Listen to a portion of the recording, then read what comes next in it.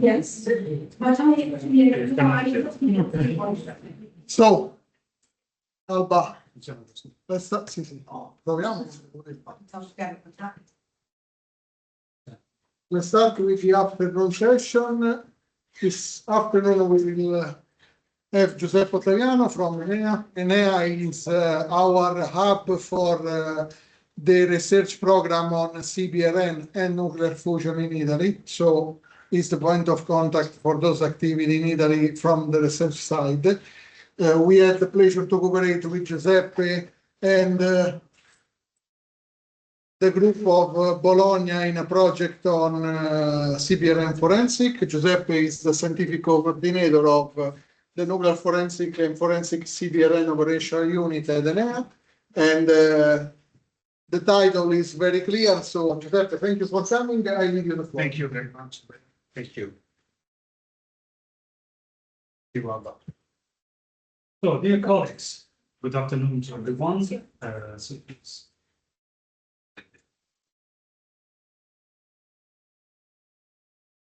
My name is Ottaviano, and I'm a physicist, and I work as a researcher at the Italian National Agency for New Technology and Energy, Bologna Research Center. With this presentation, I want to give you a very short overview about the nuclear forensic investigation. So you are following a CBRN master course. So let's start putting nuclear forensics in the right context. We will see a short introduction about the context. I will talk to you about the radiological crime scene, how it's defined, how to manage it, then how to perform a nuclear forensic investigation. And then I will talk to you about a special tool used in the nuclear forensic investigation, the National Nuclear Forensics Library. And maybe this last topic, the last subject, maybe it will be a possible subject for a thesis. So, as I told you, you are following a CBRN master course. This is the entire CBRN spectrum, of course. You already know that it's about chemical issues, biological issues, radiological, and nuclear. The CBRN spectrum is divided into 4 subfields, CBRN. With this presentation, we will focus, of course, on the radiological subfield and nuclear subfield. You can see highlighted here the superposition, the overlapping of the 4 subfields. What the 4 subfields have in common? For example, fingerprints that can be contaminated by radioactive materials or not contaminated, the problem of cross-contamination, contaminated evidences were contaminated. In this case, you can think about radioactive contamination or just another type of contamination, maybe chemical or biological. Sorry. And the management of a crime scene. In the case of nuclear and radiological subfield, we will talk about the radiological crime scene management. Why? Because in each of these subfields, we deal with radioactive evidences, with radioactive cross-contamination, with the problem of contamination, and so on, maybe the other topics and subjects. So together, the nuclear subfield and radiological subfield together, they constitute the nuclear forensic discipline. When we talk about nuclear subfield, why deal with this distinction between nuclear and radiological? It's a historical distinction, because from a a physical point of view, these are radioisotopes. These are radioisotopes, but from a historical point of view, sorry, these are the radioactive or radioactive materials involved in, for example, in running nuclear power plants. And this is a very short list, a very short example of radioisotopes involved in medicine, in industry, in research, as we can see later. So these are the 4 international organizations that deals with nuclear forensics. Of course, the International Atomic Energy Agency, based in Vienna. The Global Initiative to Combat Nuclear Terrorism, X, because this organization ended its work in 2022 when the Russian Federation invaded the Ukraine, of course, because the GICT had 2 co-chairs, United States and Russian Federation. And of course, in 2022, with the invasion of Ukraine, its work was stopped, and the global initiative to combat nuclear terrorism was definitely. Then there is the ITWG, the Nuclear Forensics International Technical Working Group. It's one of the main international organizations that deal with nuclear forensics. I am a member of the ITWG and also the Global Footprint. The last one, the Global Forum to Prevent Radiological and Nuclear Terrorism, is the let's say, is the daughter of the GICT. It was born last year in, the first meeting was last year in 2024 in Belgrado, where, in Belgrado. And it was resumed it was thought just to resume the dead GICT. And now the Global Forum to Prevent Radiological and Nuclear Terrorism, it has just one chair, that is the United States, every time in collaboration with the hosting country. It was in 2024 by USA and Romania, and this the next year in February we will go to Morocco, Rabat. And so the Morocco will be the co-chairs for that meeting together with USA. So these are the international organization that will deal with nuclear forensics. Okay, this is the this map is to show you the model action plan, the guidance on to the conduct of nuclear forensic investigation. You can see the green sector here on the left and the gray sector on the right, with an overlapping, a superposition of colors. What does it mean? Does it mean that the green field is the radiological crime scene management, while the gray field is the proper nuclear forensics? But I like to, when I talk about nuclear forensics in its widest meaning, I like to intend the whole field, green plus gray.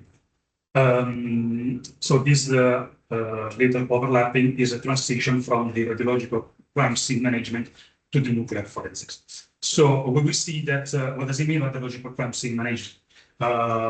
You can think about the conduct of operation on radiological crime scene, the transportation of contaminated evidence into the forensic laboratory, and then the examination of electrical plants, and then, for example, the analysis inside the laboratory and the nuclear forensic interpretation until the forensic conclusions. We will see then in detail how the nuclear forensic investigation should be conducted and so forth.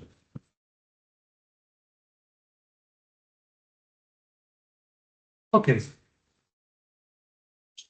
This is the pattern scheme about the nuclear forensic in its widest meaning.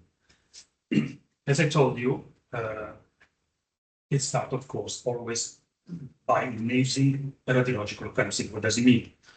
What does it mean? Performing some on-scene action that it means to delimit the size of the radiological crime scenes, the preliminary categorization, then establishing the sequence of examination on site on the radiological crime scene, the categorization and characterization on the radiological crime scene, and then the characterization inside the nuclear forensic laboratory, and then the important phase, the important stage of the interpretation until the nuclear forensics conclusions. And we'll see then with some of these important stages. Let's start talking about the radiological crime scene. To understand what is exactly a radiological crime scene, let's read together the definition from a IAEA guideline that is a guideline accepted at international level. A radiological crime scene is a site associated with a nuclear security event, may contain trace evidence of activities believed or alleged to have included a criminal or intentional unauthorized act involving nuclear or other radioactive material. So, a very short and clear definition by IAEA guideline. This is the radiological crime scene. Now we are going to see how it's possible to manage it. Of course, this is just a short overview because in order to manage a radiological crime scene, it's not so easy, it's not trivial to do that. I want to give you just an overview. So,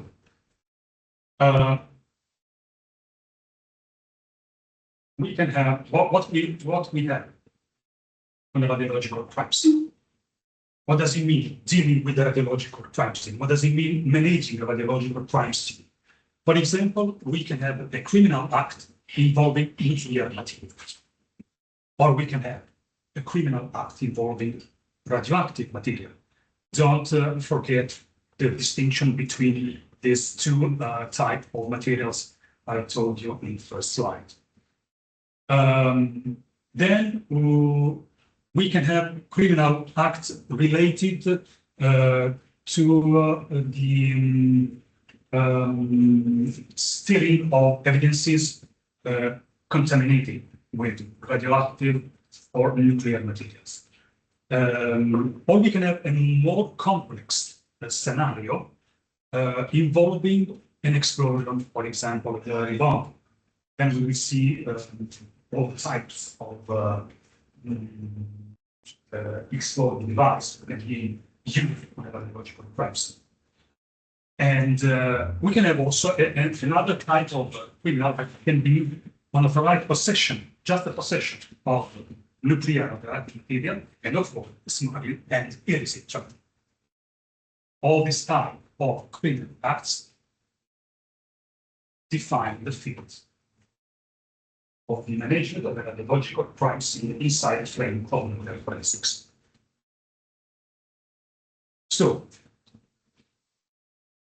in general, you can think about malevolent acts through harmful devices involving radioisotopes.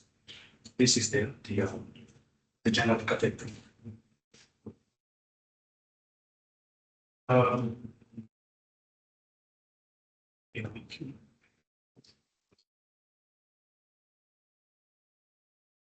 Okay.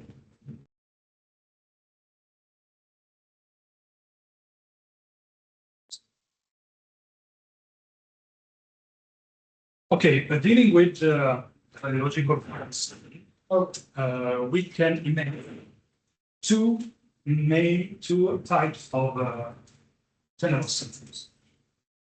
The first one, when are involved intact radioactive sources. The second one will involve dispersed radioactive sources. In the first scenario, we can have RDD not function. RDD is a radiological dispersal device. So on the left, you can see the types of the devices that can be involved forming criminal parts. On the right side, you can see the same types, but with the dispersion of radioactive materials inside. We can have radiological dispersal device, not functioning, radiological exposure device, shielded or inactivated, improvised nuclear devices, not functioning, acts of sabotage, SMART. When a radioactive material or a nuclear material is intentionally dispersed, we can have a proper radioactive dispersal device, function, a radioactive exposure device, function, an improvised nuclear device, excluded, performed till the end, acts of sabotage, and the contamination of food chain. Imagine a criminal cat that can contaminate a water supply of a town, dispersing in its some radioactive materials.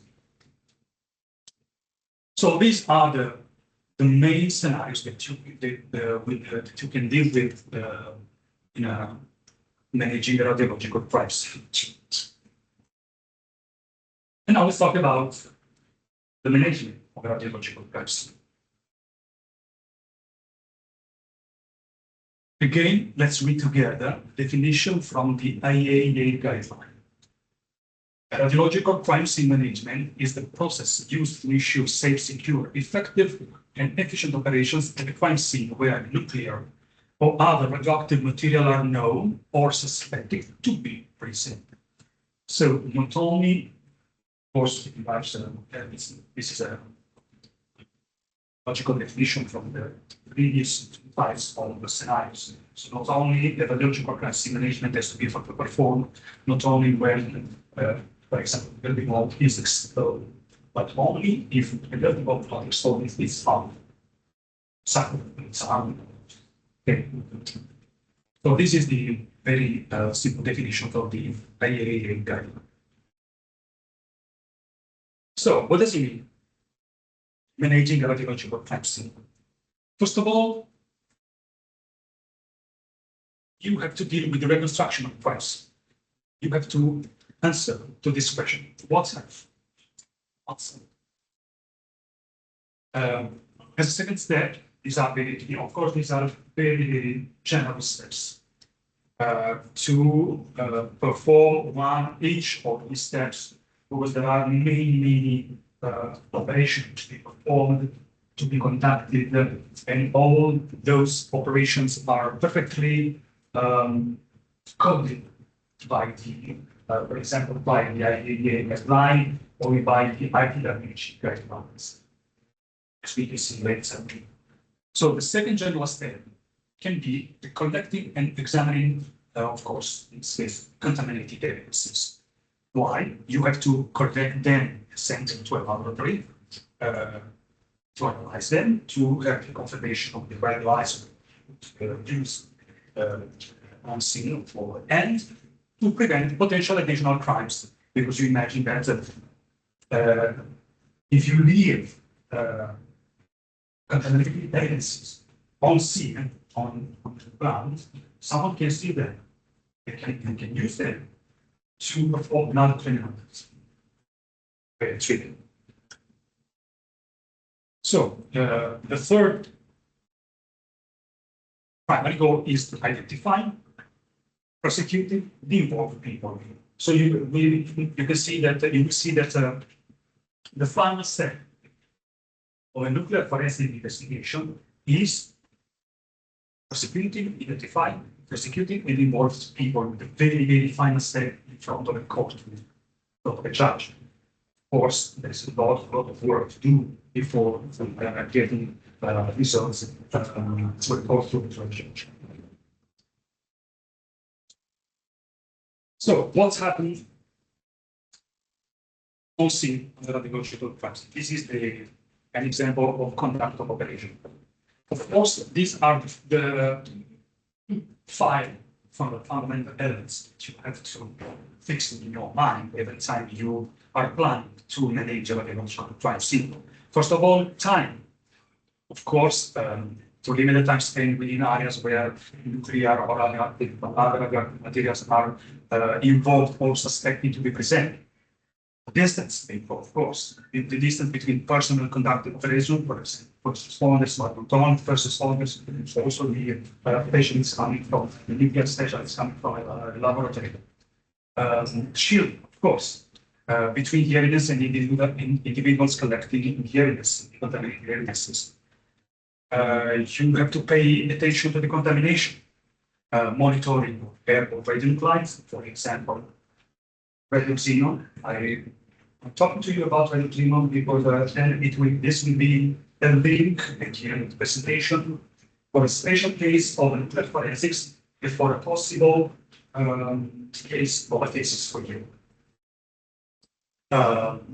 Personal equipment entering, texting, and assist. This is the entering and exiting the scene by the personnel and equipment. Very, very often, let me say, almost always is very, very neglected. It's under very often, always, the people doing that don't pay the necessary attention to the protocols, the safety and security protocols needed to entering the radiological crime scene. I'm telling you because I saw that. I see. It's very, very important. So contamination, decontamination, of course, and of course you have to pay attention to the exposure. So what does it mean? Individual radiation exposure control to reduce risk to personnel and to the population. This is in general.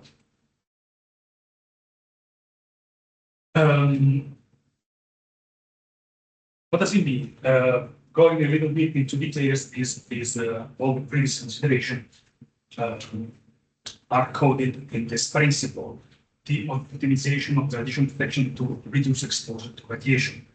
Of course, I agree that I'm sure that some of you already knows this subject. I don't know colleagues, but I think that you should know this principle, the alarm, as low as reasonably achievable. Together with economic and social factors being taken into account, this is the guiding principle for the optimization of radiation protection. Again, shielding, distance, time, alarm, and economical social factors. These are, in general, basic fundamental principles you have to pay attention in managing radiological crime scene whenever you deal with radioactive material or nuclear materials. And again, all these principles are coded by IAEA guidelines and autonomy from IAEA. What is the event action plan in managing a radiological crime scene? The event action plan defines the action to be taken managing the radiological crime scene during the operational period, on-site, on-scene. Of course, someone has to be nominated as on-scene operational commander because you need someone responsible for preparing the event action plan.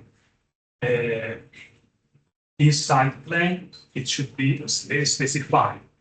The overall objective of the operation, the goal associated with meeting this objective, the strategies, the tactics, the task assignments, and the relevant safety and medical guidance. These are the general important elements fundamental to define, to write an event action plan.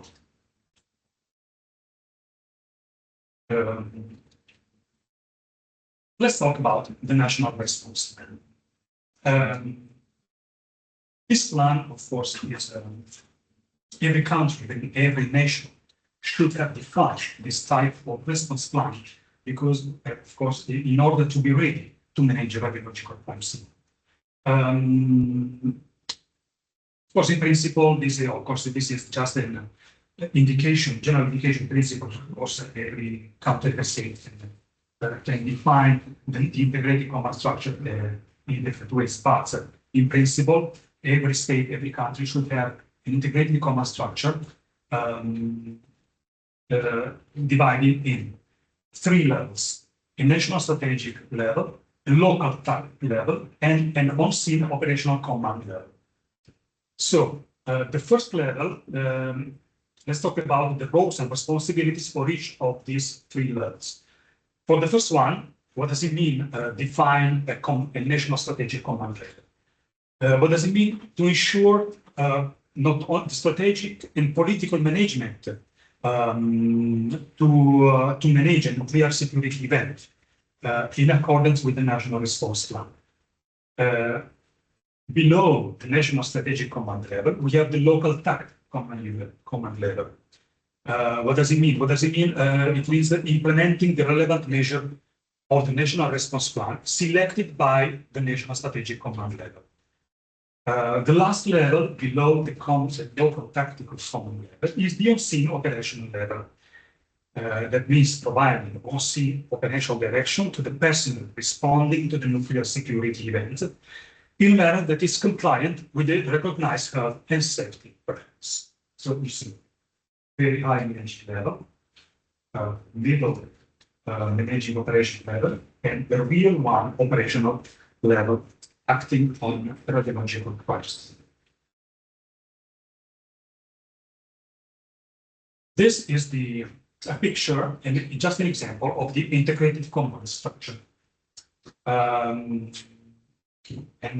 these pictures is taken also by the from the guideline. This is just an example as how an integrated command structure not should be, but could be. So we have a strategic level, national strategic level, strategic national command. Then the tactical level. You can see, for example, this level is important, the planning of the strategy, also the political level. And then below we have the local tactical level. You can see, for example, the control, a command post, the local commander. And then the last level is the on-scene operational level with the operational area, the secure area, and so on. We can see more say how these 3 levels are structured. So let's talk about the last level, the on-scene operational personnel. So what are the type of operational personnel that should be involved at the operational level when you are going to manage a radiological crisis? First of all, you have to nominate an on-scene operational commander whose responsibility are the overall responsibility for the coordination of response at sea. Then going down below the operational commander, you have the hazardous material operation specialist, whose also responsibility are, for example, identifying the materials on sea. Then the safety specialist, whose role and responsibility are the coordination of the operation dealing with the hazardous material. Then you should have the medical assessor advising the hazardous material operation specialist and the safety specialist on the development of hazard risk assessment and selection of PPE. For example, this radiological assessor, in case of the Italian regulation, should it be the expert in radiation prevention. So our expert in radiation prevention corresponds to this radiological assessor. Then the scene modeler, that prepare a diagram of the crime scene. This is very important too, just to prepare a map of the crime scene. An evidence recovery person planning for the identification, collection, packaging, storage, and transportation of the contaminated items from the radiological crime scene to the nuclear forensics laboratory. It's a very important step because it's a very delicate and important step because it's very easy to go through, for example, cross-contamination in this step. And very often, this step is not taken into account, is neglected. Then we have a photographer, important too, for recording imaging of the entire scene prior to the collection of the evidence. So the photographer have to take scene before the collecting of radioactive evidences. The evidence recorder custodian prepares the evidence recovery log. So just to have it's important to have a list and the record of the operation with the radioactive evidence is collected on the crime scene. This is a very short example of the type of radioactive materials that you can deal with managing a radiological crime scene. As I told you at the beginning, there's a couple of some example of nuclear material from the plutonium to 3 isotopes of uranium. Some radioisotopes used in medical facilities, from carbon-14 to cobalt to technetium, iodine, and so on. And an example of industrial radionuclides, from ammunition-241 to iridium, cesium-137, and so on. This is just a short example just to give you an idea of the 3 types of radionuclides and radioisotopes involved in managing a radiological crisis.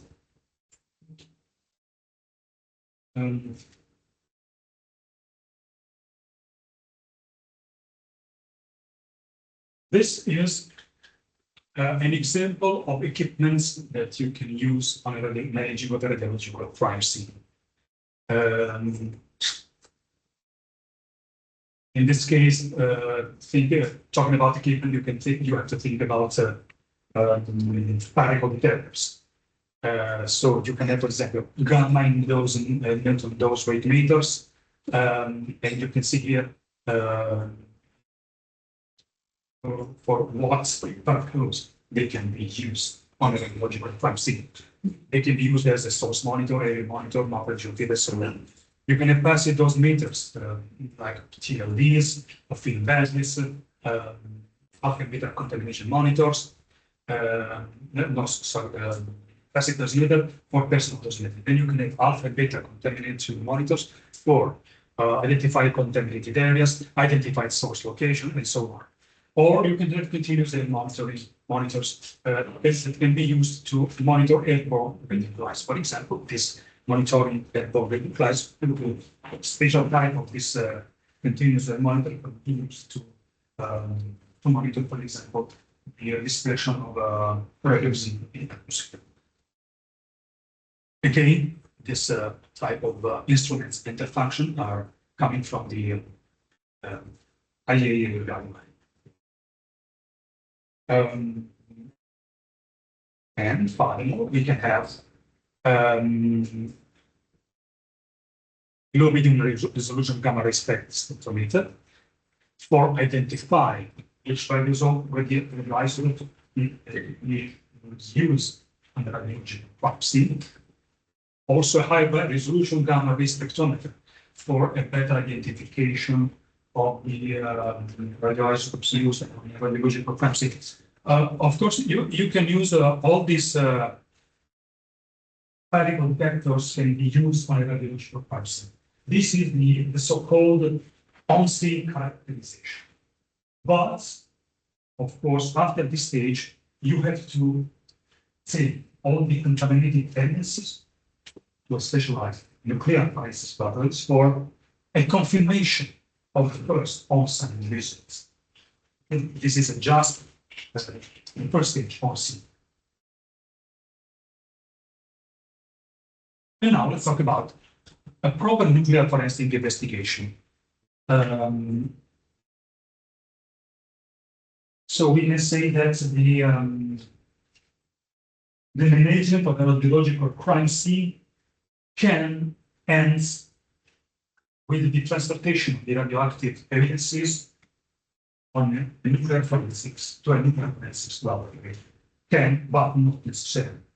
Because, do you remember that sort of overlapping of the two fields I showed you at the beginning one and between one. I like to think about nuclear forensics and the whole process coming from the definition of the radiological crime scene to the presentation of the final result to a court, to a judge. So let's read together again the definition of nuclear forensics. It's a subdiscipline of forensic science, and is referred to as nuclear forensics. Is the examination, as I told you, of nuclear or other radioactive materials or of evidence that is contaminated with radioactive in the context of legal proceedings under the international or national law related to nuclear security. The analysis of nuclear or other radioactive materials seeks to identify what the materials are, how, when, and where the material were made, and what their intended uses were.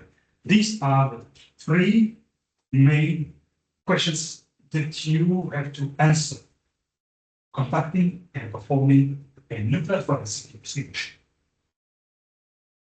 So, nuclear forensics is a subset of the forensic science. The two subsets are the traditional forensics and the nuclear forensics. Of course, you can easily understand the difference between them. Superposition, the overlapping of these two subfields, involves the crime scene management, common to both, the laboratory examination of witnesses, common to both, the cross-contamination, the search for perpetrators, and the culprits. So these are just an example of important elements common to both the subfields, traditional forensics and nuclear forensics. Now let's have a look to the forensic examination plan, to the nuclear forensic analytical plan, and to the nuclear forensic interpretation. What's the nuclear forensic examination plan? After the preliminary online scene categorization, after using, for example, all those particle detectors to understand exactly which radioisotope was used by the criminal on the scene. After that, you need to prepare, to write this forensic examination plan. This plan should be prepared by the investigating authority in consultation with the relevant forensics laboratories together, including designated nuclear forensics laboratories. And this forensics examination plan has two main goals. The first one is to describe the requirements of the examination to be conducted in support of a potential criminal prosecution. Now, this is the stage after the managing of a radiological crimes. The second goal is to describe the sequence of examination. That means that this plan describes also the sequence of examination that you have to perform inside a nuclear forensics laboratory. What is the approach?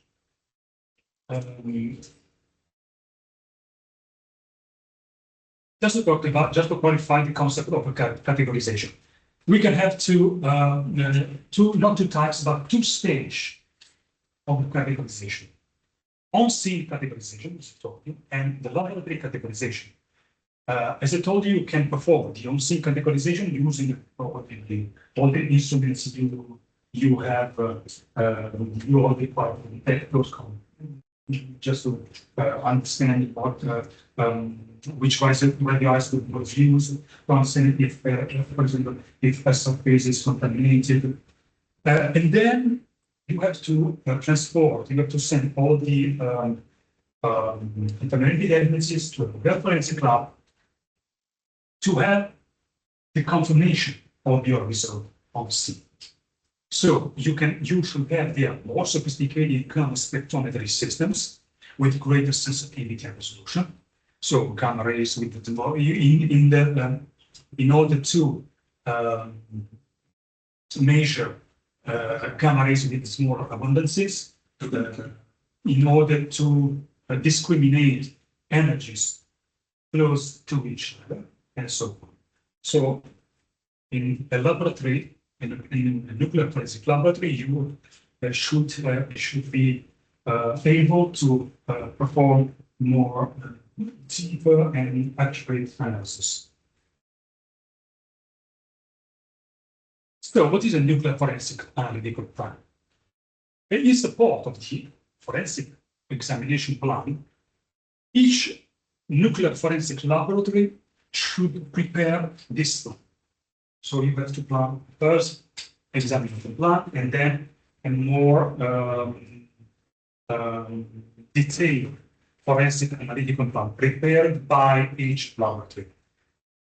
These are the goals of this plan, the objectives, to describe the types of analysis which will be formed in order to meet the requirements of the investigation, to describe the sequencing of analysis.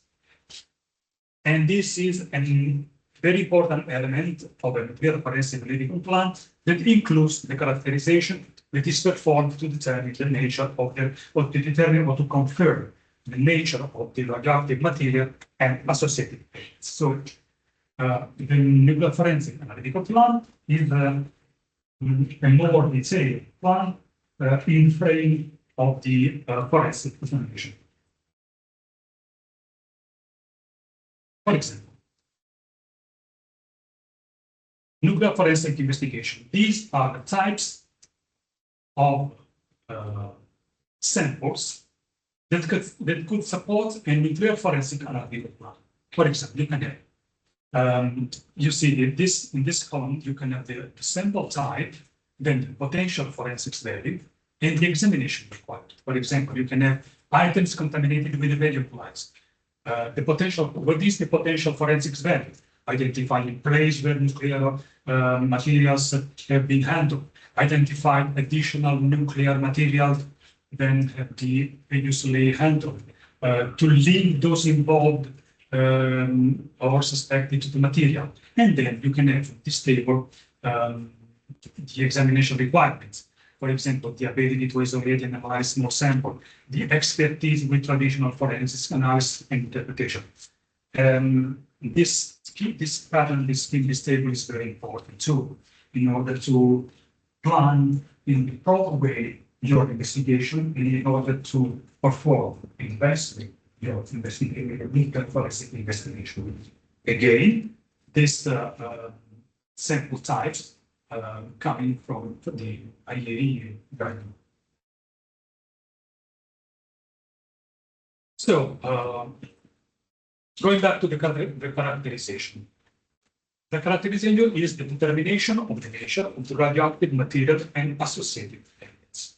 So the goal of this stage of the characterization is the determination of the physical characteristics, the chemical and elemental composition, and isotopic ratios of the nuclear or other radioactive material involved on the radiological process.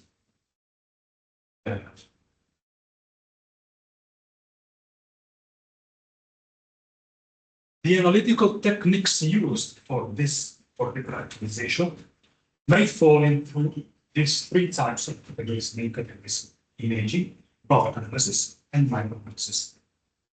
And this characterization typically for the radiological vaccine does not include typically, of course, the analysis using traditional forensics discipline.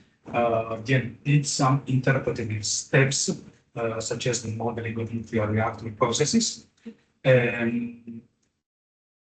So the characterization will take less time than the full interpretation. So we have these three types of main categories are related to characterization for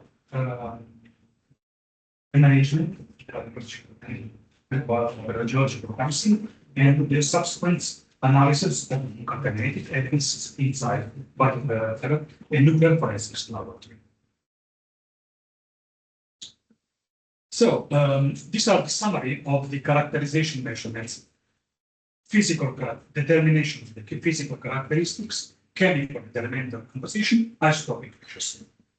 You can see in this table, you can see the technique or method involved. For example, at the time, you should the time range in which you should perform your analysis. For example, the physical characterization, you can perform it in 24 hours from the event I'm seeing. What does it mean? Visual inspection, photography, weight determination, and so on. Then you have 1 week to perform this type of analysis. Microstructure morphologies, STEM, X-ray diffraction, and so on. And then you have 2 months of time to perform another type of analysis more detailed, for example, nanostructure, morphologies, and other physical characteristics. For example, isotopic analysis, you have 24 hours to perform this type of analysis. This is the agenda, the high resolution gamma ray spectrometry, and the ICP-MS, the radioactive count interface, and so on. So with this table is very important just to give you a hint on how to perform your detailed analysis time. So 24 hours in 1 week and in 2 months. And now let's go to see the last very important fundamental step of the forensic investigation. But really, this is the last scientific stage or step before taking your results in front of a judge in a courtroom. So, what does it mean, interpretation? It means comparing the result of material characterization with signature combination from process information, isotopic measurement, impurity, providing an understanding of how the material may have been made and its original identity. Don't forget those 3 main questions that the nuclear forensic investigation should answer. So, how the material was made, what it is intended to use.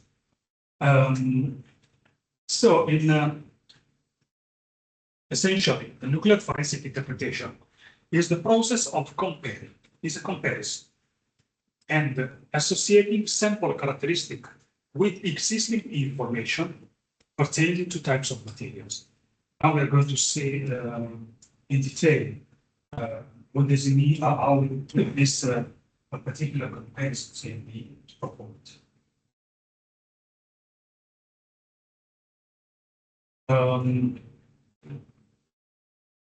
As I told you, the interpretation is an analytical process, very important, that follows the laboratory analysis phase. At the end of the laboratory analysis phase, you get all the results. Then you can start the interpretation step in the frame of a nuclear forensic investigation. This is the last scientific step. What does it mean? To imagine to have collected one of several contaminated evidences from a radiological chemistry. Imagine to have analyze them in the nuclear forensic laboratory. Then we have the results. Now the first thing that you have to do is a comparison of these results with the information on the corresponding characteristics of existing or known radioactive material out of a nuclear record. In other words, what is the objective of this phase is to interpret the analytical result of the laboratories and to formulate nuclear forensics finding in response to nuclear forensic examination. This is the comparison. So you have to reconstruct the sample signature physical chemical signature of your radioactive contaminated evidences by radiology chemistry with the existing information on known radioactive materials. Because the first question that you have to answer is, it's possible that all those radioactive evidences collected on the radiological field come from the storage, for example, of radioactive material in an industry, in a country. Who knows? It's possible. It's possible to get some money can steal radioactive source somewhere in the country. You can use it to perform cleanups. So this is the main goal of the interpretation process, the comparison. So, for example, this is the radiological crime scene domain. You can have a radiological crime scene, as I told you.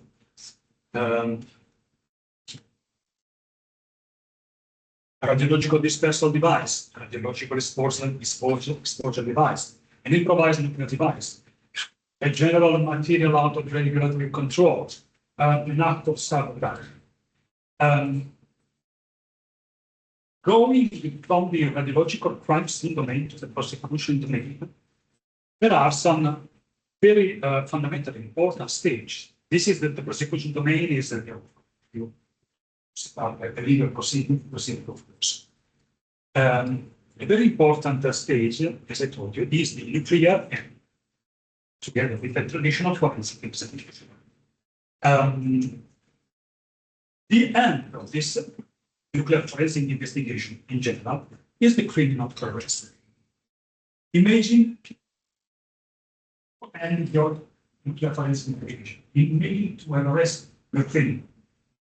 Can you consider the investigation close, finished, over? No. Punto in report. Not only. You have to take him on in a courtroom in front of the judge, or you have to put them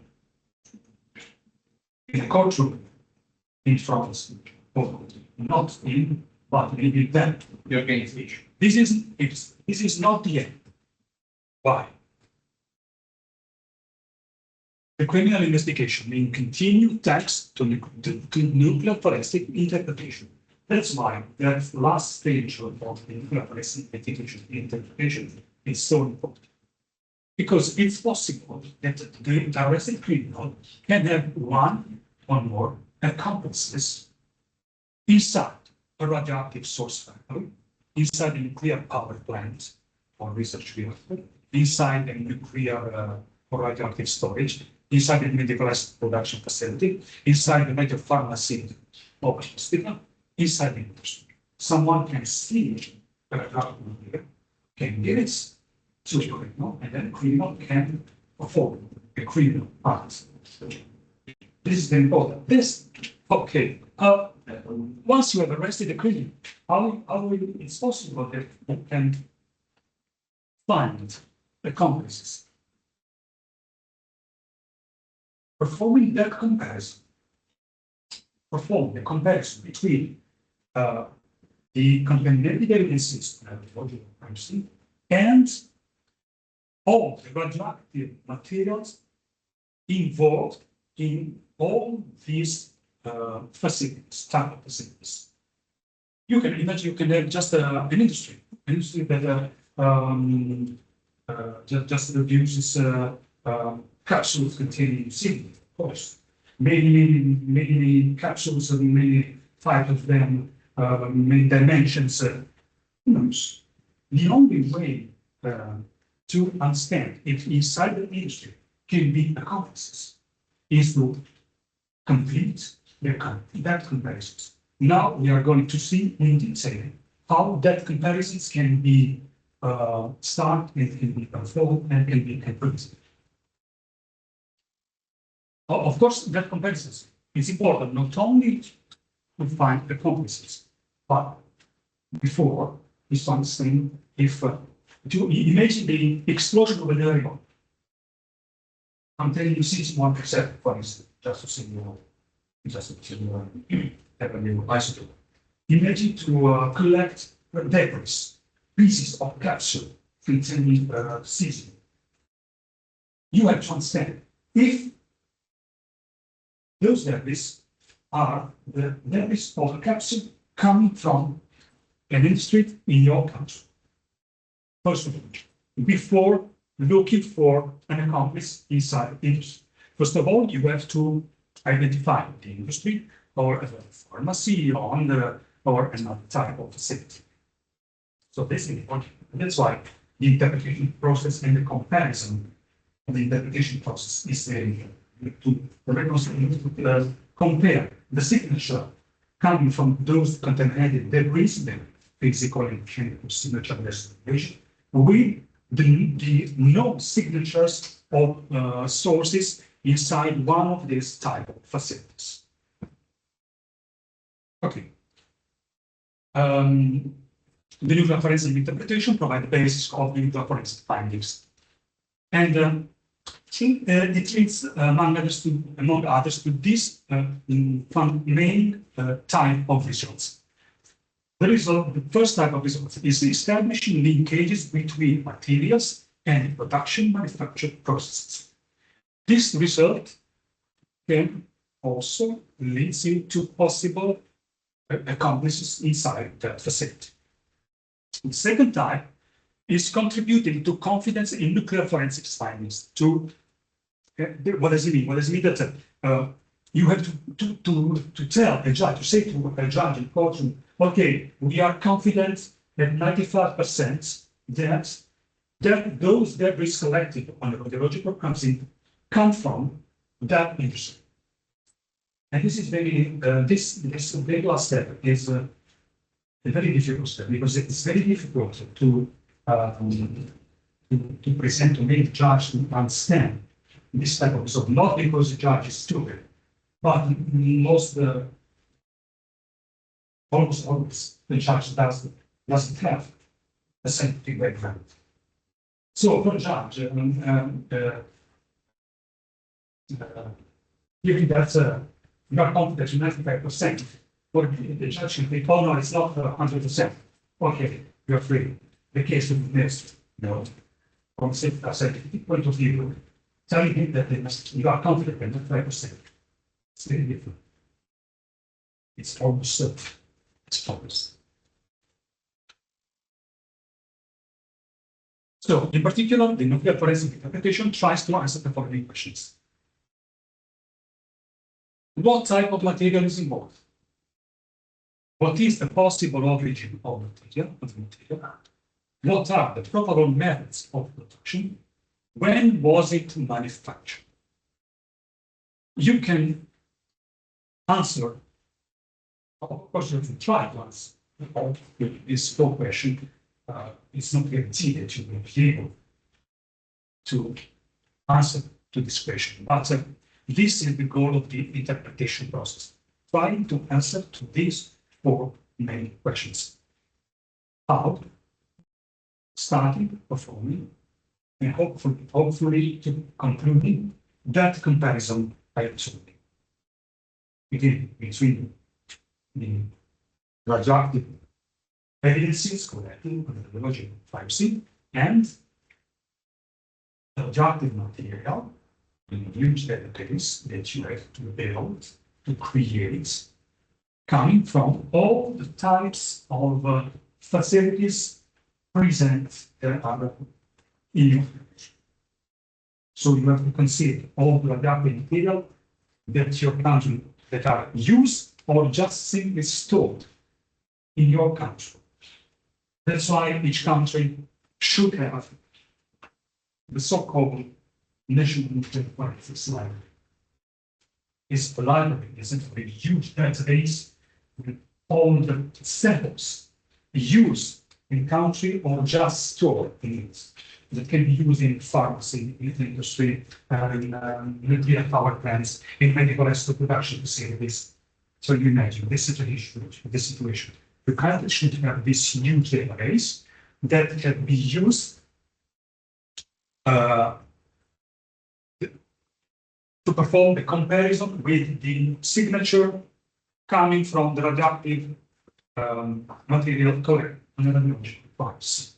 What does it mean? That you have to compare all the physical characteristics, the activity, I don't know, the geometry of the source, not only, but also administrative information, as you can see. At the end of comparison, one of the possible results is the possible linkage between people, because you can find someone that stored a source from those type of activities and the perpetrator of the criminal on the language or friends. That's why I told you not to think about them. You can put them in a courtroom in front of a judge. So now let's talk about how to address. Let's talk about this particular question. It's particular about fundamental at the same time. How to address the issue of nuclear forensic interpretation. One of the main two, I would say, the primary fundamental tool is using the National Nuclear Forensic Project. As I told you, this is the library that every country should have. And your country with the country has this type of huge library. What is a National Nuclear Forensics Library? It's a collection of information in general. But it's not just a database. When you talk about the National Nuclear Forensics Library, you should not think just a database. No, it's database plus an expertise. Because we will see that you need a very particular skilled, specialized people to manage a national database, to manage this type of database. On, of course, material stored or used within a state and coming from several sources. This tool, the National Nuclear Forensics Library, allows to evaluate whether a material out of regularly controlled is consistent with the material stored or used within the state. It allows to compare signatures from a radiological crime scene with signature of existing known materials inside your country. And it has a very important role in contributing to confidence in nuclear forensics. Now let's have a look at how this type of library can be created and can be created. So you can have a collection of information on radioactive source types. So as I told you, this huge database, the National Nuclear Forensics Library, should have inside all this type of information. Encapsulation. This is just a short example of information that should be inside your library. Capsule geometry, manufacturing, radioids, type of radioactive, decay time, activity, chemical composition, isotopic composition, administrative information, and so on. So the National Nuclear Forensics Library is based on all this type of information coming from for example, these types of facilities: nuclear power plant, industry, uranium powder, research reactor, and so on. So at the end, you can have this very huge database with hundreds or thousands of radioactive source types, your samples, and tens or hundreds of information for each of your samples, useful to uniquely identify each sample. So imagine each sample you have in your database, each of the samples is uniquely identified by this type of information. Of course, when you have this huge database, the best way to manage it is to arrange all this huge amount of information in an address form.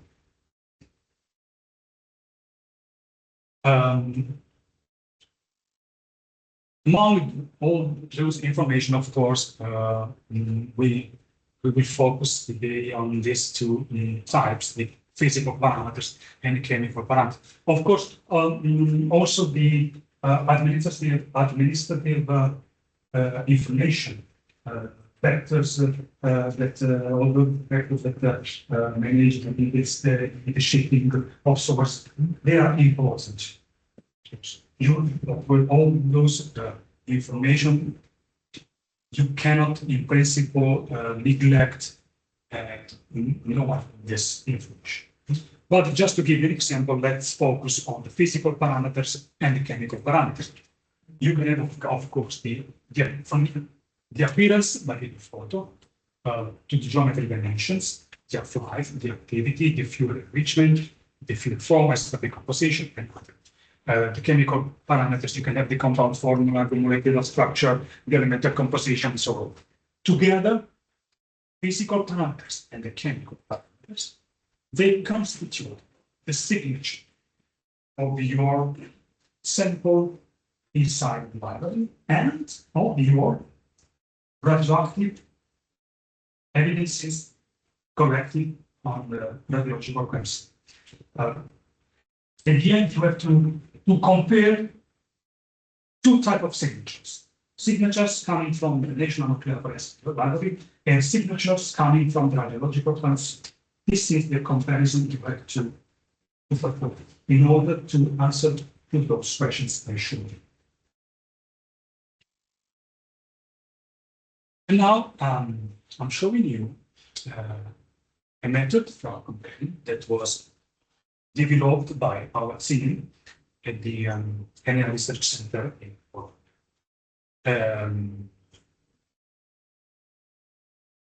okay. This is the search methodology.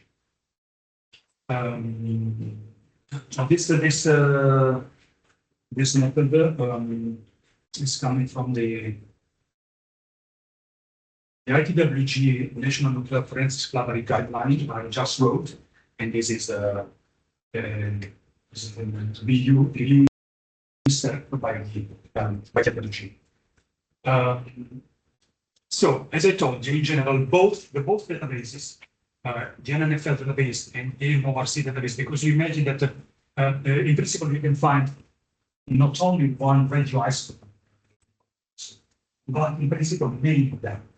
So you can have to compare many radioisotopes or debris contaminated those radioisotopes collected by the body with many radioisotopes or samples in your national nuclear forensic program. So, in order to have field the national base, does the manufacturer have an obligation by law to send the characteristics of the tools, or it's not an obligation?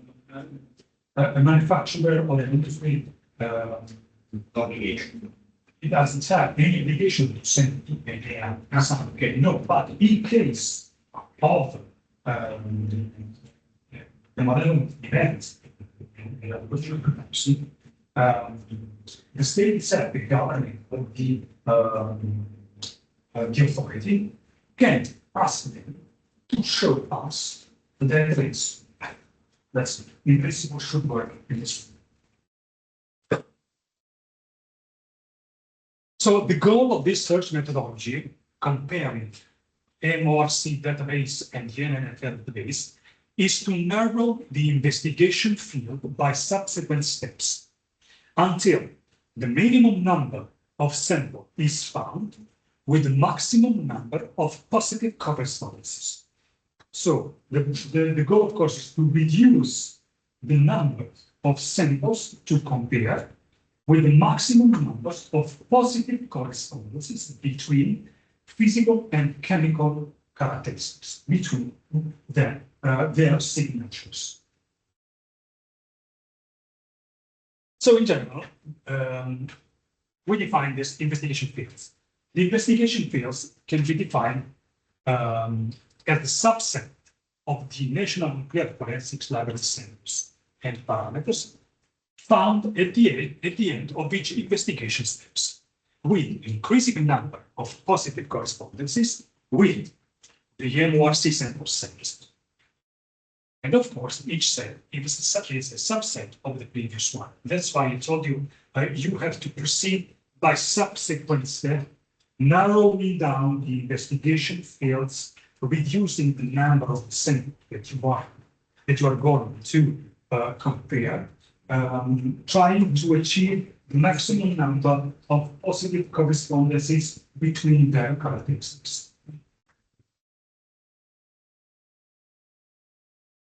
This is the modus operandi. First of all, you have to, after the acquisition of the NNFL datasets, you imagine an industry or a pharmacy of a medical isotope production facilities that are sending to you a big list of radioactive sources. Okay, well, a big list of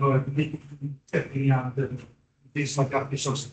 You have to take them and to organize them in this way,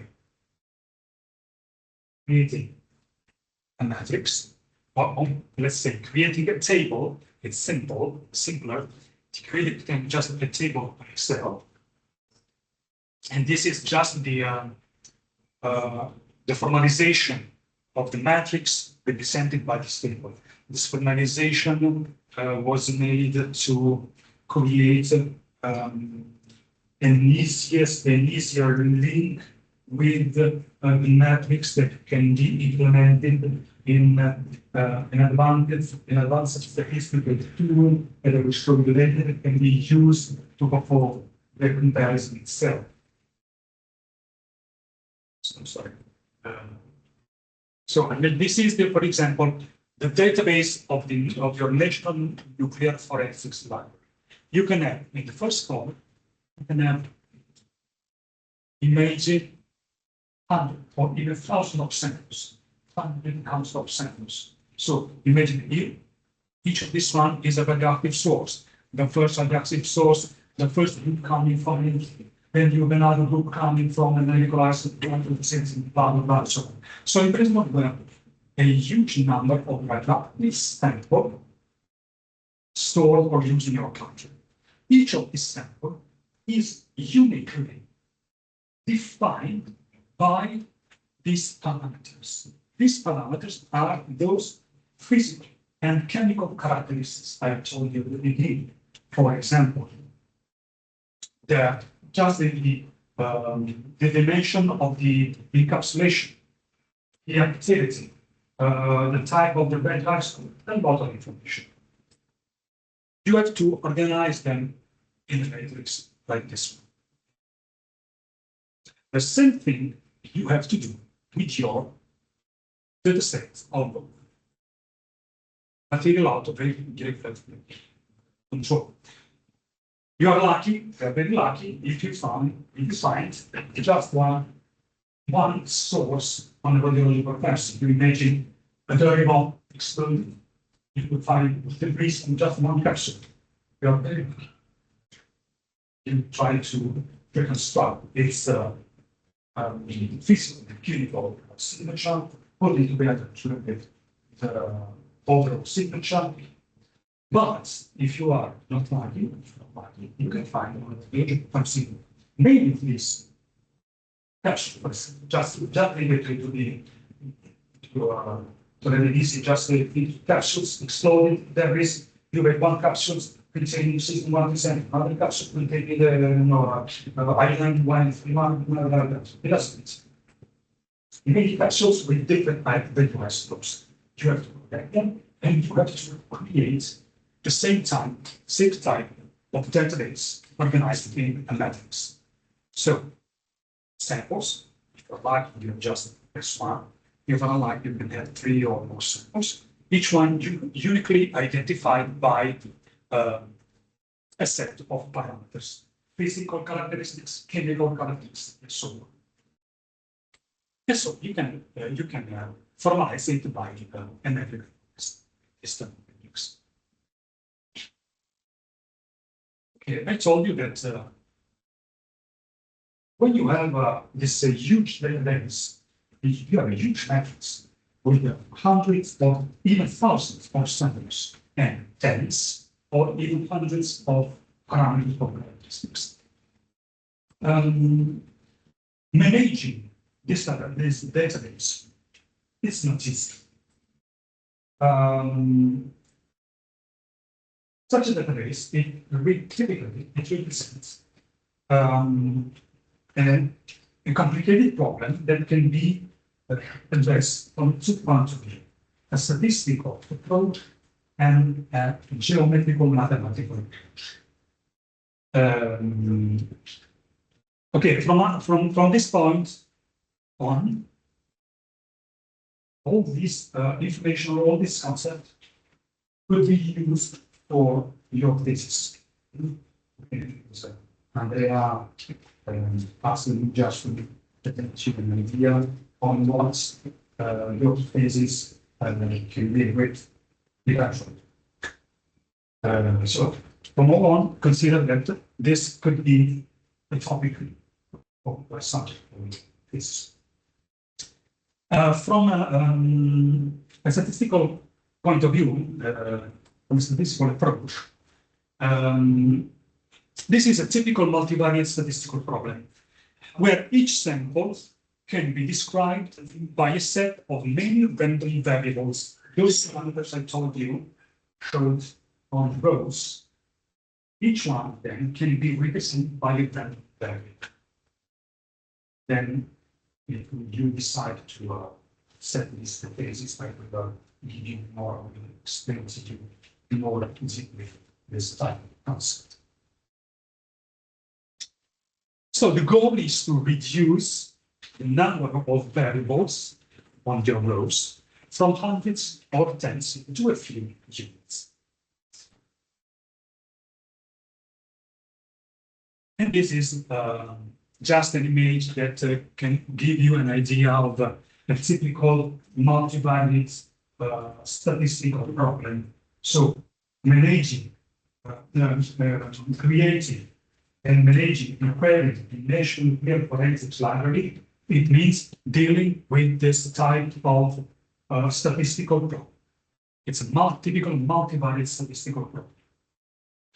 From a geometrical point of view, of course, I told you that this problem can be addressed from different point of view, not only from different point of view, but it should be addressed at the same time from both point of views, statistical and mathematical geometrical approach.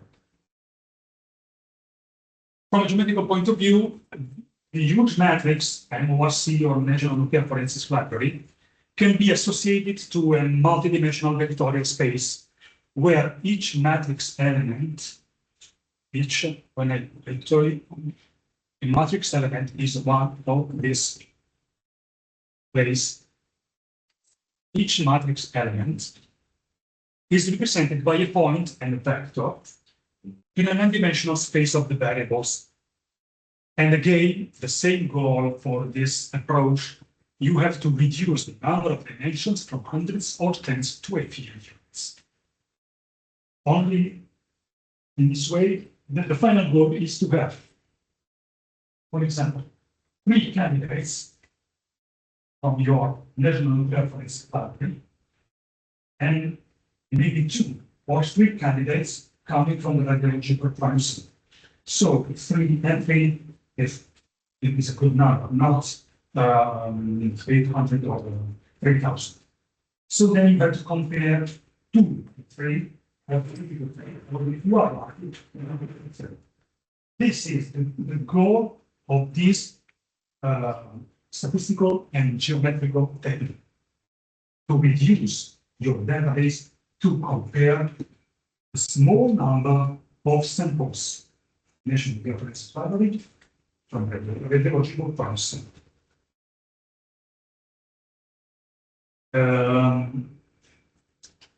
So the problem can be addressed using this particular techniques, statistical techniques, the principal component analysis. that can be used to manage all these big databases, to manage multidimensional vector spaces, to highlight clusters of sample for both databases, to quantify the consistency among samples in the same set, and to quantify the consistency between samples belonging to different sets.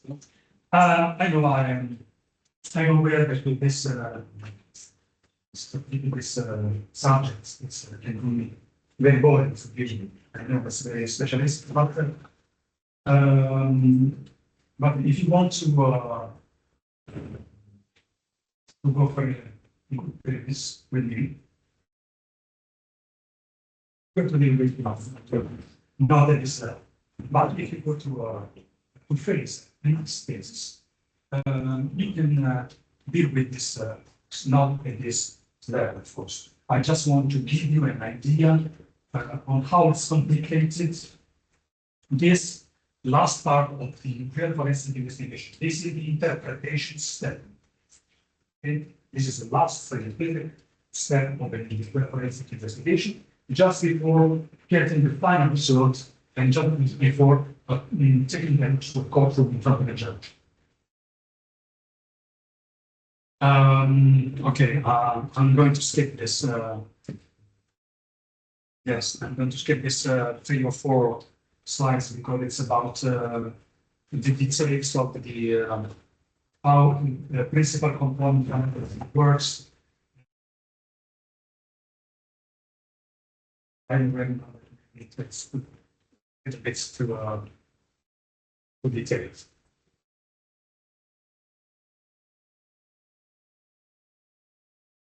Okay. So I told you this can be the end of your comparison. You have to compare the NNFL matrix and the matrix coming from a MORG set collected on radiological primes. The last step is this one. You have to assess the consistency. Is the source selected on your radiological prime C consistent with your National Nuclear Forensics Library?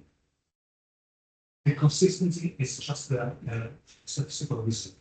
But this is the answer which you have to, the question was to again.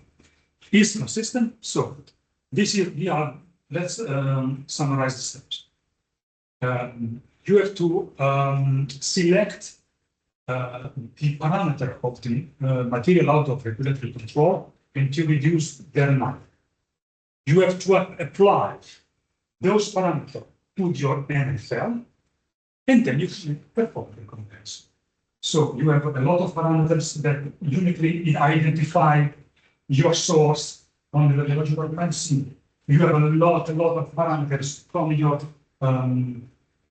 National Nuclear Forensics Library. The first step is to select from the radiological prime C a few of parameters, and to select on the National Nuclear Forensics Library the same set of parameters. For example, 4 to 4. It's very easy, very simple. Yes. The result of this comparison is to create this investigation matrix. What does it mean? In this investigation matrix, you have positive correspondences and negative correspondences. For example, you reconstruct the capsules that were exploding on the comparison with the higher, with diameter, with your dimensions. If you find in your database the same type of capsules with the same dimensions, then you have a positive correspondence.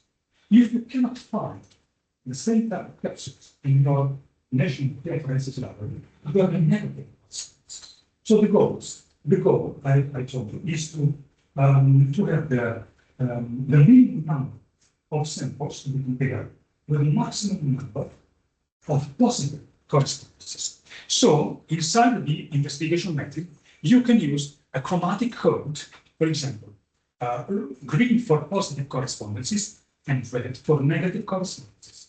This is just a way to formalize this university of a correspondence using event diagrams.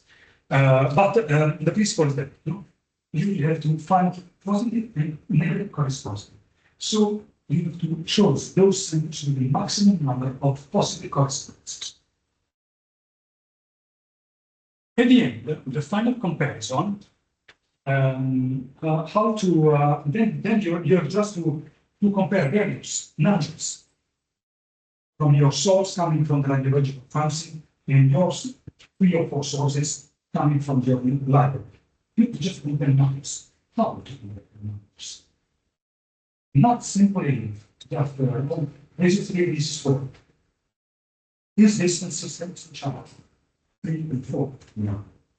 This is not right way because each of those numbers has to be written with its uncertainty. The uncertainty of numbers plays a fundamental role in this context. That's why at the end we use statistics. No other way.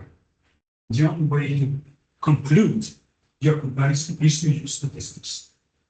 I am saying sport, I'm sorry, it's my fault. Can I ask a question? Yes. Until now, we are speaking about national forensic data.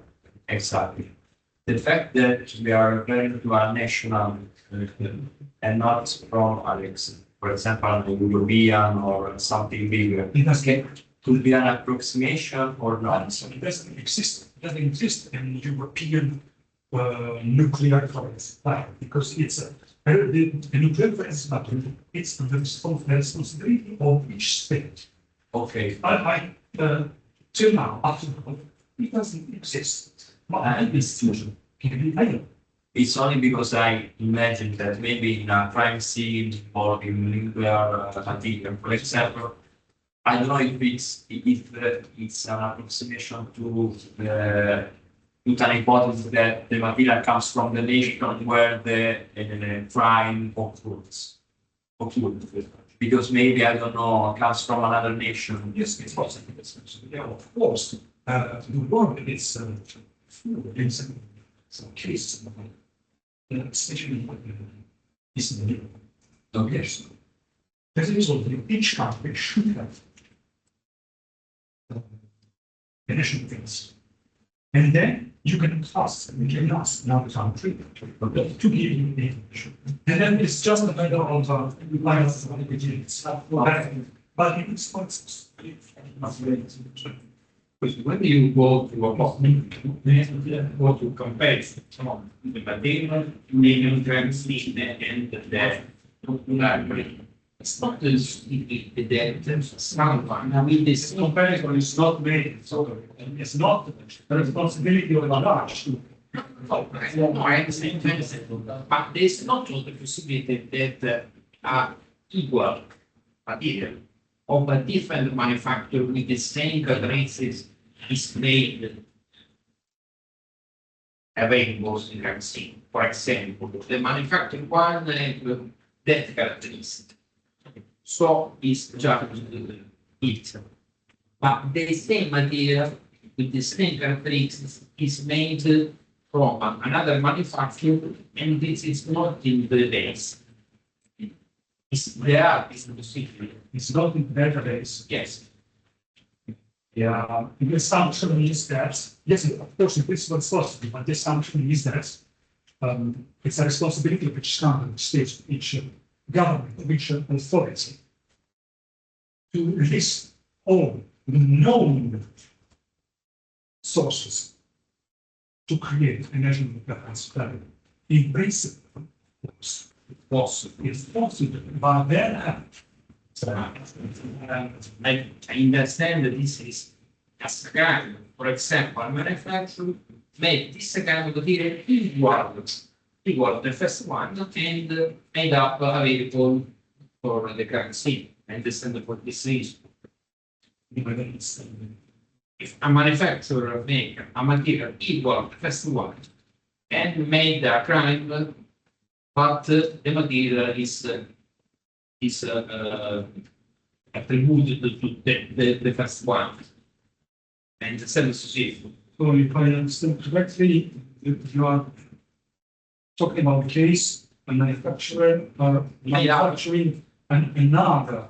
Yes, it's a illegal.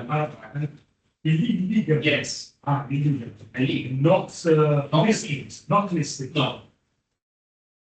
In order to attribute to In another. order to be used for a criminal act. Yes. It's, but I imagine that it should be quite difficult because of all the security protocols and regulations set up. I imagine, but principle could it be? Yes. So at the end, we can use this. These are two examples of the statistical tool that we can use to conclude the comparison. The first one is the statistical compatibility criterion we developed inside our team in Bologna. We use for some exercises. And it's based essentially on an hypothesis test.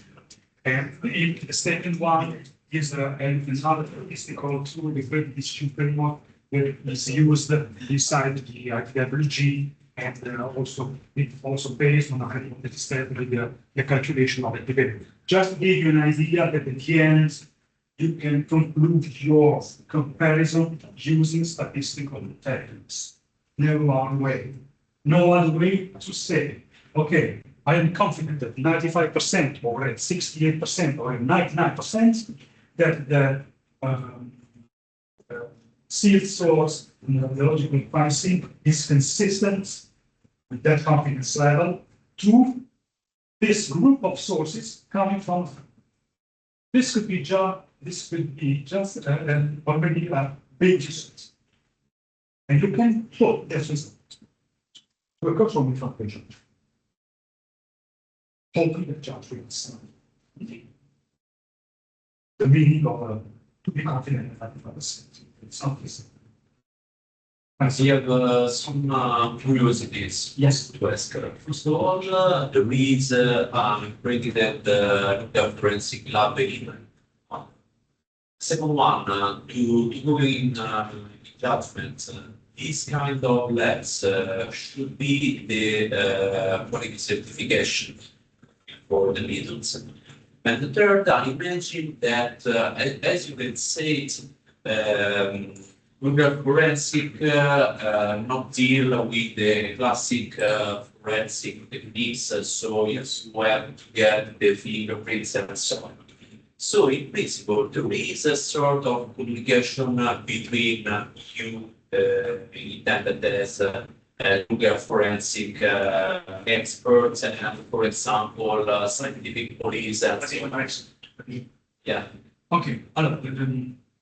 The answer to the first question is no. No. Question was, repeat the first question. If there is in Italy nuclear forensic lab, No. Yeah. It's, I mean, that's why I'm trying to create it. Our lab in an AI. I'm writing the analytical plan for our lab. I'm trying to create it to raise it to the level of national forensic lab.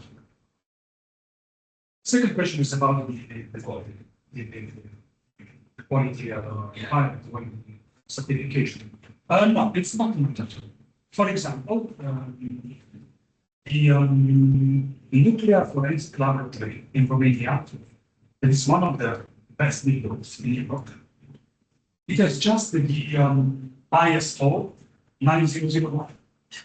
That's it. You can have it, but you cannot. That's next. It's just a little of your the regulation. It's in the country. We decide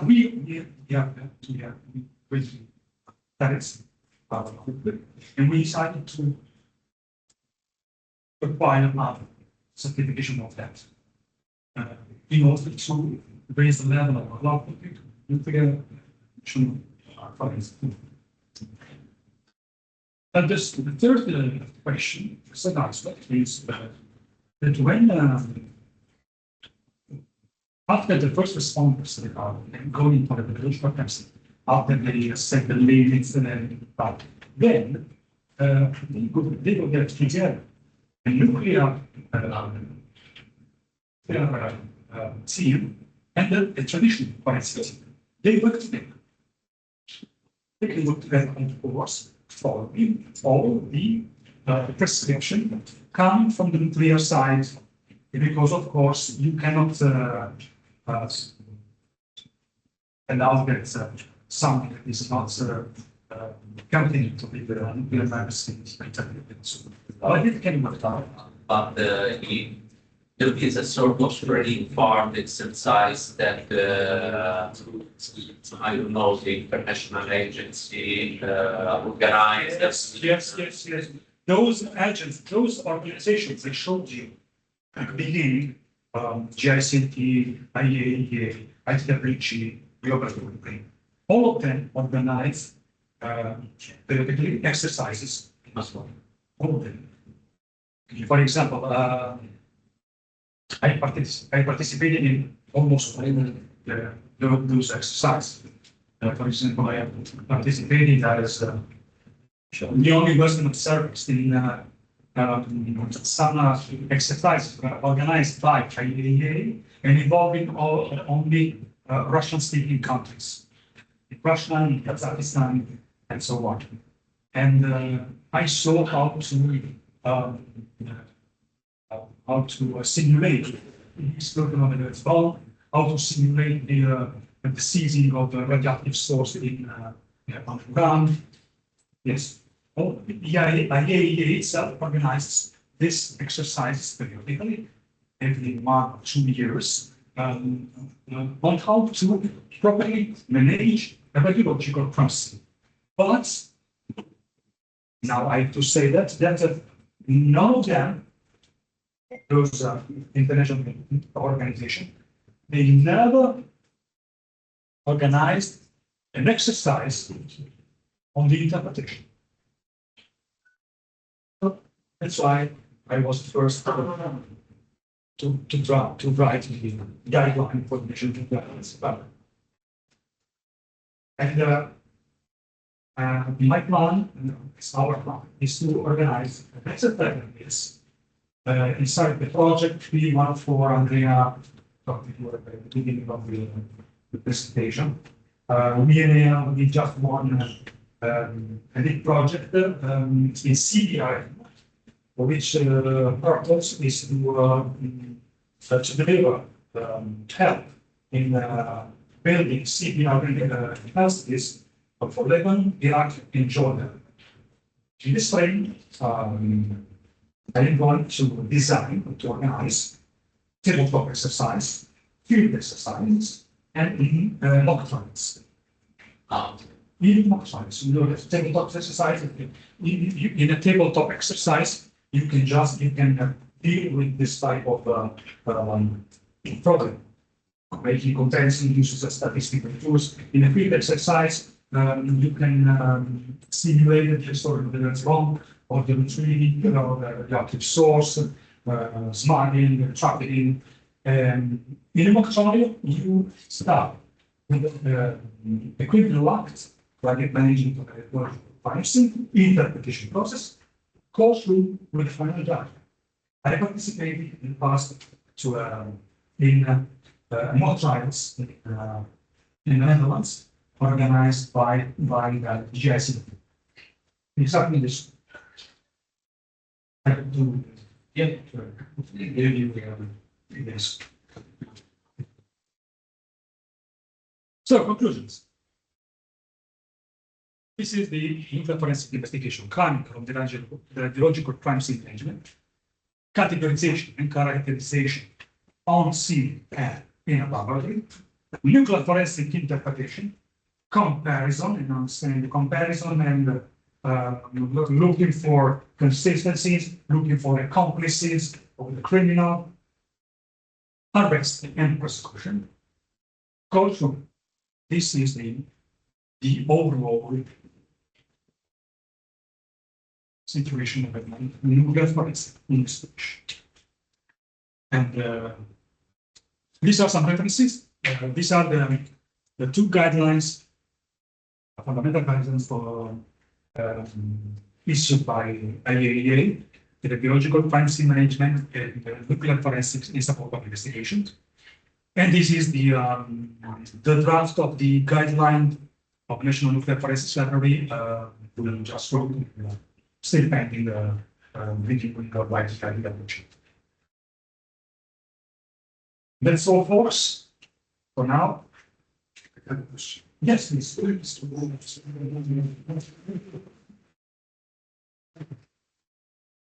move to slide now. I would like to know your opinion about this new description.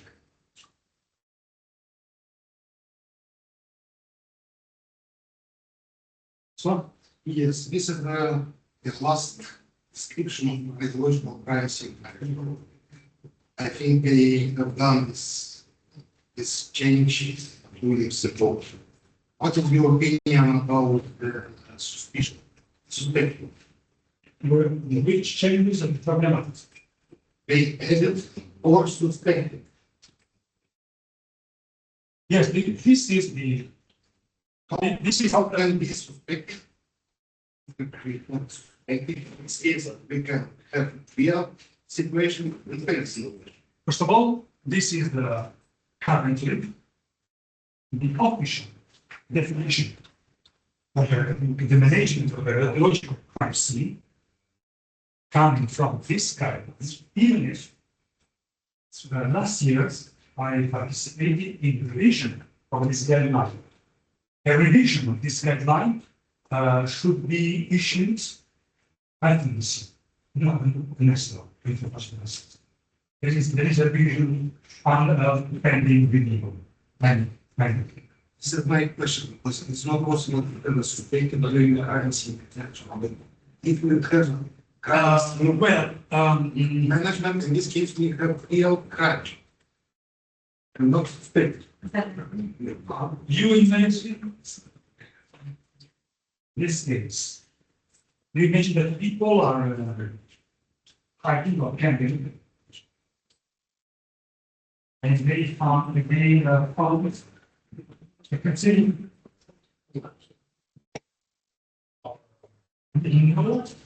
productive range. And then they manifest and why they use symptoms written by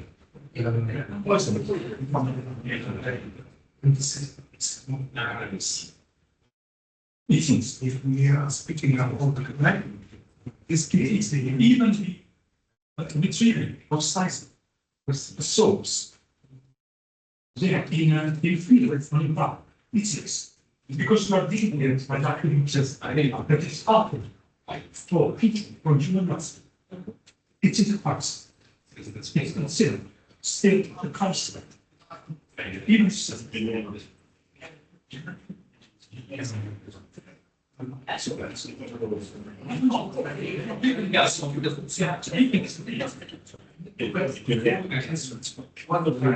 Una ridondanza. I don't see in this case. This case it is because when if this is suspected, then asking me then it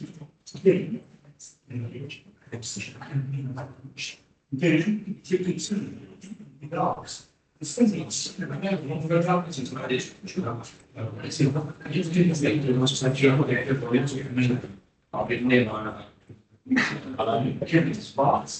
if you confirm, if your analysis confirms the presence of radioactive material inside the material, this is consistent with symptoms that people have.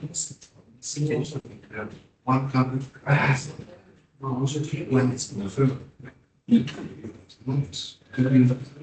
But the suspect is very I don't think so, because the suspect only matters when you deal with a drug material. And maybe suspect is enough to start all this impact. It means if these are the principles that case of similar and others. These are the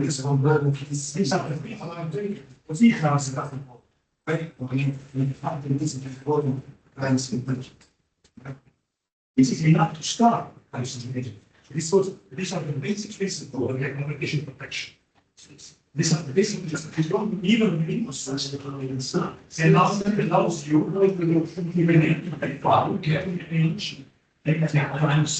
of course, if you find that instead of using they're nothing, in all symptoms, those people are just placebo. And it's okay. But in case you understand okay, so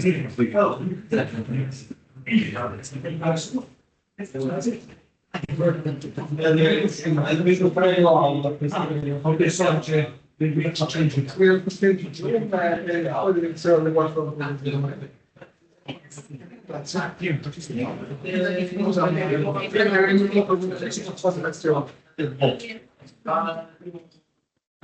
a very good question, but I told you my